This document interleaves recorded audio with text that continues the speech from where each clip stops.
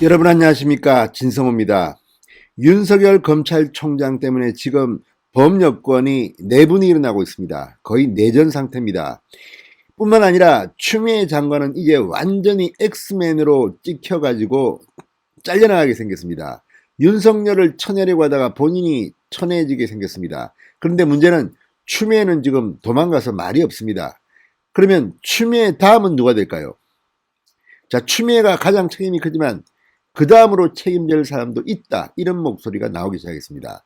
뿐만 아니라 그동안 숨죽이고 있던, 소외받고 물먹고 있던 이 범여권의 인사들이 갑자기 목소리를 내기 시작했습니다. 김두관 의원이 갑자기 윤석열 탄핵에 앞장서겠다, 연일 지금 목소리를 높이고 있습니다. 언론에서 주목을 받으니까 이거 내한테 좋다, 자기 정치를 하고 있는 것으로 보입니다. 뿐만 아니라 지금 이낙연 민주당 대표는 완전히 대통령의 의중도 모르고 딴소리하고 있다고 바보가 되고 있다는 그런 관측도 있습니다. 윤석열 총장과는 여론조사에서 경쟁자이기도 합니다. 그래서 이제 이낙연 총리는 상당히 초조감을 내비쳤습니다. 윤 총장이 검찰총장 복귀를 하게 되자 갑자기 법사위원들하고 회의를 하고 하더니 이 사법의 과잉지배, 사법부를 갖다가 정치화가 위험수위를 넘어섰다, 탄식이 들린다, 이런 식으로 치고 나왔습니다. 그런데 거의 같은 시간 문재인 대통령은 법원 결정을 존중한다며 대국민 사과를 했습니다. 뭔가 엇박자가 나옵니다. 청와대 문재인 대통령과 이낙연 민주당 대표가 서로 커뮤니케이션이 안 되는 모양입니다. 자, 이런 가운데 6개월 만에 임종석 전 실장이 갑자기 내가 대통령을 위해서 뭐라도 해야겠다, 그동안 심심했나 봅니다. 벽에다 대고 욕이라도 해야겠다, 이상한 소리를 하고 등장했습니다. 이게 우연일까요? 지금 윤석열 총장의 복귀를 계기로 그동안 숨죽여왔던 문재인 정권 내의 권력 투쟁이 다시 시작되는 것으로 보입니다. 자, 공천받지 못하고 지금 이번에는 국회의원 당선에 실패했던 그런 사람들, 박수현, 이석현, 이런 사람들은 또 김두관을 공격합니다. 무슨 말이냐, 지금 탄핵이 가당키나 하느냐, 지금은 그럴 때가 아니다. 자, 지금 서로 물 먹고 물 먹이고 하는 그 사람들이 이 윤석열 컴백을 계기로 목소리를 높였습니다. 봐라, 내가 있으면 이렇게까지는 안 됐을 텐데 추미애 너 뭐 한 것이냐. 그리고 추미애 다음 타깃이 정해진 것 같습니다. 왜 임종석 실장이 저렇게 입에 거품을 물고 6개월 만에 등장했을까요? 바로 노영민 현 대통령 비서실장, 그 다음 타깃으로 삼은 것으로 보입니다. 추미애 다음은 노영민으로 보입니다. 자, 지금 청와대 내부는 부글부글 끓고 있습니다. 민정수석실은 뭐하고 있는 것인가? 지금 민정수석이 누군지 존재감도 없습니다. 그동안 이 장차관 임명 등 과정에서 도대체 인사 스크린을 제대로 한 것인가? 변창흠 같은 사람이 어떻게 국토부 장관 후보자가 되는가? 이용구 같은 그런 사람이, 택시기사 폭행을 한 달 전에 한 사람이 어떻게 법무부 차관이 되는가? 이런 비판을 한 몸에 안고 있습니다. 지금 여권 내부는 그래서 거의 내전 상태 같습니다. 잘 됐습니다. 이 경우 한번 폭발해 보시기 바랍니다. 진성호의 융단 폭격 시작합니다. 문재인 정권을 융단 폭격합니다. 방송에 앞서 아직 진성호 방송의 구독자가 아니신 분들은 붉은색 구독 버튼 눌러주십시오. 더 좋은 방송으로 보답하겠습니다. 무엇보다도 지금 관심을 끄는 것은 문재인 대통령 본인입니다. 도대체 문재인 대통령 본인은 무슨 생각을 하고 살고 있을까? 아니, 도대체가 이 일과 관련해서 본인은 책임자인가 방관자인가? 마치 자기는 아무 일도 없다는 듯이 나는 몰라, 추미애가 다 한 거야, 조국이 다 한 거야, 이런 식의 자세를 견지해 왔습니다. 그러다가 뒤늦게 문재인 대통령이 개입한 것은 바로 징계위원회를 앞두고 고기영 법무부 차관이 사퇴를 하니까 이거 큰일 났다, 징계위원회 구성을 위해서 바로 이용구 변호사를 차관으로 임명한 겁니다. 20시간 만입니다. 그때 문재인 대통령이 윤석열을 찍어내는 링 위에 처음 등장했습니다. 그리고 난 뒤는 상당히 적극적이었습니다. 자, 징계위원회가 윤석열 총장의 정직 2개월을 결정하자 추미애 장관의 제청을 받아들여서 재가를 했습니다. 이제 책임이 문재인 대통령에게 돌아간 겁니다. 그렇지만 청와대는 또 비겁한 말을 했습니다. 문재인 대통령에게는 재량권이 없다. 그냥 기계적으로 추미애 장관이 제청하면 사인만 했을 뿐이다. 이렇게 또 변명을 합니다.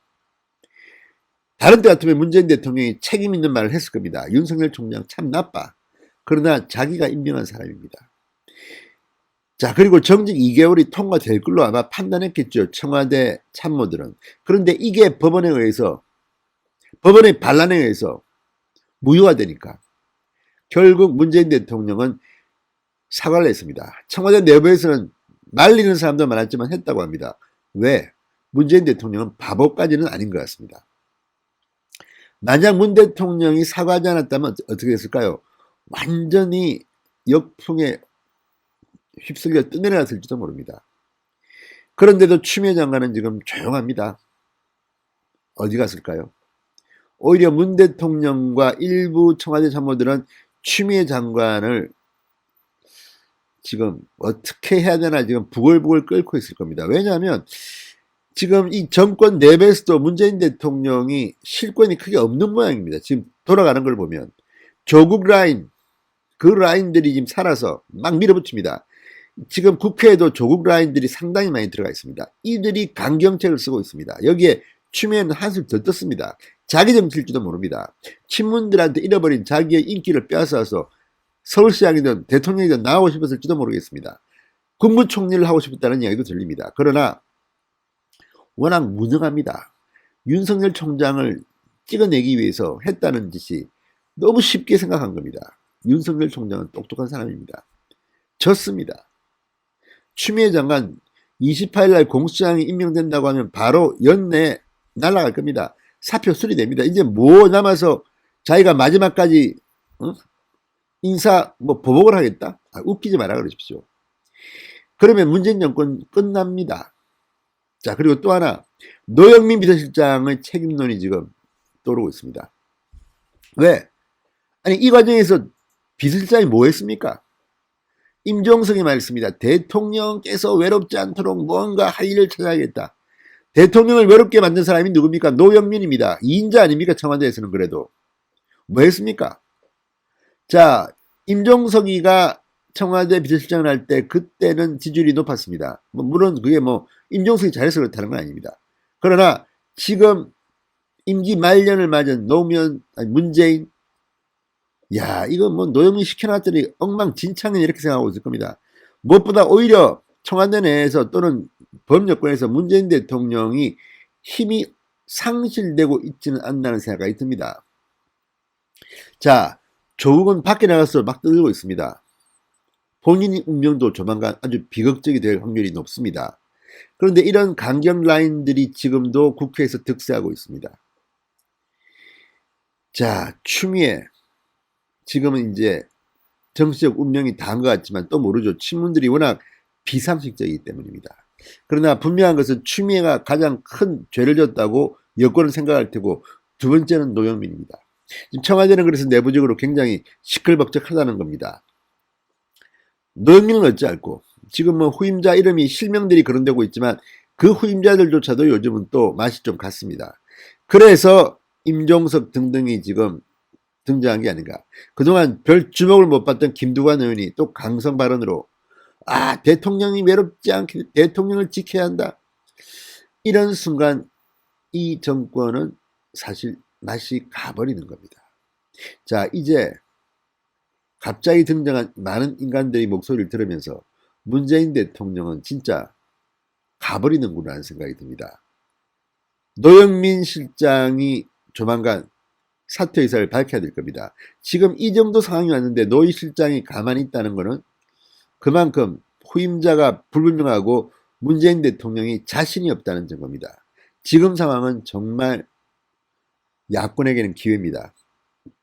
이낙연 대표가 저렇게 헛발질을 하고 있는데 지금 뭐 하는지 모르겠습니다.